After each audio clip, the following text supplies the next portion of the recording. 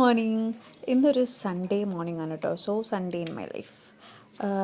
അപ്പോൾ ഞാൻ ബ്രഷ് ചെയ്യാൻ വേണ്ടി രാവിലെ തന്നെ എഴുന്നേറ്റ് പോവാണ്. നേരത്തെ എഴുന്നേറ്റിട്ടുണ്ട്. സാധാരണ ഇത്ര നേരത്തെ സൺഡേകളിൽ എഴുന്നേൽക്കാത്തതാണ് ഞാൻ. പക്ഷേ ഇന്നെന്തോ രാവിലെ തന്നെ ലൈക്ക് നമ്മളെല്ലാ ദിവസവും സ്ഥിരമായിട്ടൊരു സമയത്ത് എഴുന്നേറ്റിട്ട് ഓട്ടോമാറ്റിക്കലി നമുക്ക് ആ സമയമാകുമ്പോൾ എഴുന്നേൽക്കാൻ തോന്നുമല്ലോ.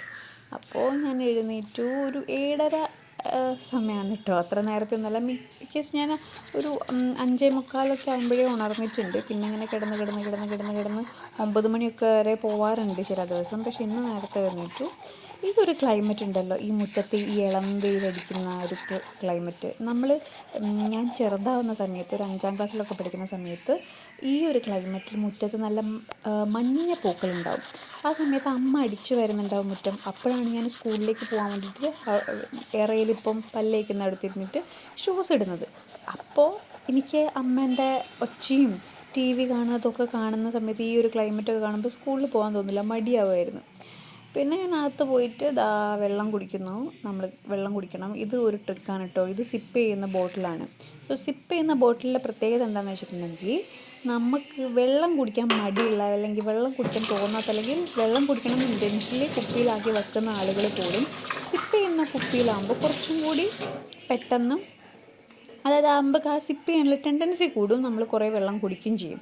അപ്പോൾ എനിക്ക് ആ ഒരു തിയറി വർക്കായി. അപ്പോൾ ഞാൻ അതുകൊണ്ടാണ് ആ സിപ്പ് ചെയ്യുന്ന നോർമൽ ബോട്ടിൽ വാങ്ങിയിട്ട് സിപ്പ് ചെയ്യുന്ന കുപ്പി. അതാകുമ്പോൾ ഇടയ്ക്കിടയ്ക്ക് നമുക്കൊന്ന് സിപ്പ് ചെയ്യാൻ ഇങ്ങനെ ഫീൽ ചെയ്യും. അപ്പോൾ ഓട്ടോമാറ്റിക്കലി വെള്ളം നമ്മൾ ഒരുപാട് കുടിക്കും, നമ്മൾ ഹൈഡ്രേറ്റഡ് ആവും. അപ്പോൾ നമുക്ക് നല്ലതാണ്.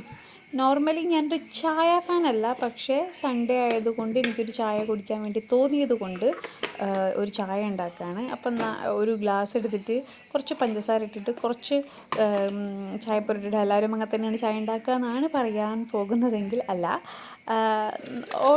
നമ്മുടെ വീട്ടിൽ ഓൾറെഡി നമുക്ക് തിളച്ച വെള്ളം ചൂടാറപ്പെട്ടിയിലാക്കി വെച്ചിട്ടുണ്ട്. ചൂടാറപ്പെട്ടിയില്ല, മറ്റേ ഇതില്ലേ, അതിൻ്റെ അകത്ത് തിളച്ച വെള്ളമായിരിക്കും എപ്പോഴും ഉണ്ടാവുക. പിന്നെ ഫ്ലാസ്കിലും ഉണ്ടാവും. അപ്പോൾ ഇതേപോലെ പൊടിയും പഞ്ചസാര ഇട്ടിട്ട് ആ തിളച്ച വെള്ളം ഒഴിച്ചിട്ട് ഇളക്കുകയുള്ളൂ, ഈ ഹോട്ടലൊക്കെ ചെയ്യുന്ന പോലെ.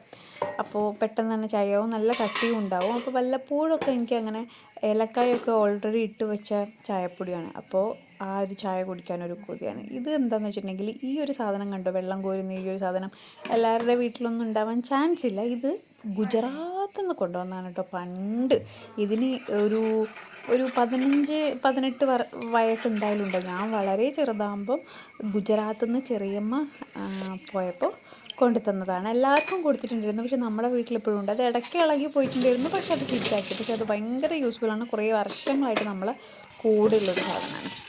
ആൻഡ് ഇതാ ചായ ഉണ്ടാക്കിയതിന് ശേഷം ഞാൻ ചായ കുടിക്കാൻ വേണ്ടിയിട്ട് പോവാണ്, മീൻസ് കടി എടുക്കാൻ വേണ്ടി പോവാണ്.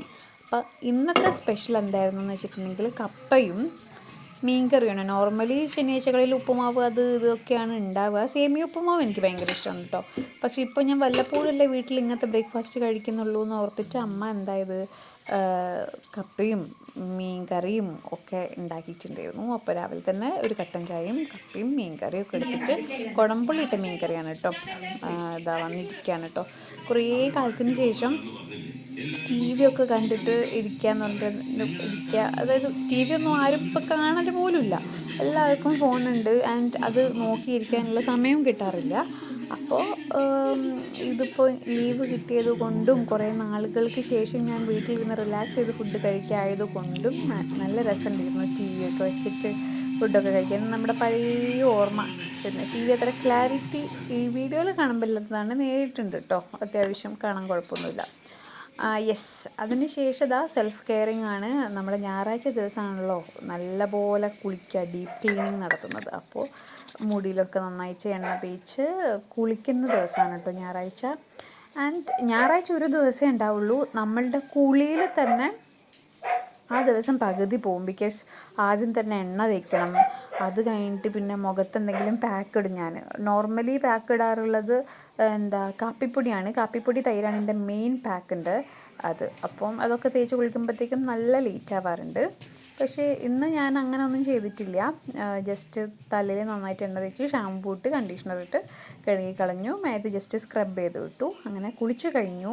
മോയ്സ്ചറൈസർ, ഈ മോയ്സ്ചറൈസറിനെ കുറിച്ച് ഞാൻ പണ്ടും പറഞ്ഞിട്ടുണ്ട്. പോൺസിൻ്റെ മോയ്സ്ചറൈസറാണ്, നല്ല മോയ്സ്ചറൈസറാണ്. എൻ്റെ മോയ്സ്ചറൈസർ തീർന്നു, അത് വാങ്ങിക്കണം.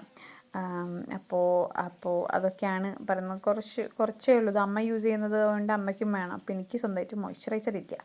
അങ്ങനെ വൈകുന്നേരം ഇതാ നമ്മുടെ ഒരു ഫാമിലി റിലേറ്റീവിൻ്റെ വീട്ടിലൊക്കെ പോയി കാറിൽ തിരിച്ച് വീട്ടിലേക്ക് വരികയാണ്.